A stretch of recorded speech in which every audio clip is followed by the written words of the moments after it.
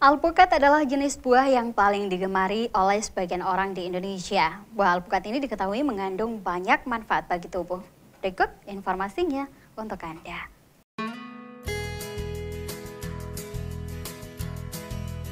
Buah alpukat diketahui mengandung banyak manfaat bagi tubuh. Buah ini diketahui memiliki banyak nilai nutrisi di dalamnya, termasuk karbohidrat, lemak, serat diet, protein, dan lainnya. Nutrisi pada buah alpukat tersebut bisa dimanfaatkan manusia dalam menyehatkan tubuh. Di antaranya dapat menurunkan kolesterol. Mengkonsumsi buah alpukat diketahui bisa menurunkan kolesterol LDL atau kolesterol jahat. Tak hanya itu, buah alpukat juga membantu menaikkan jumlah kolesterol HDL atau kolesterol yang baik. Buah alpukat juga diketahui bisa membantu menurunkan dan mengontrol tekanan darah. Hal ini karena adanya zat potasium yang terdapat dalam alpukat. Alpukat mengandung lemak tak jenuh tunggal yang membantu mengatasi resistensi insulin.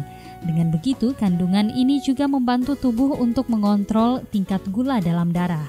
Alpukat juga bisa membantu mencegah kanker kulit, kanker prostat, dan kanker mulut.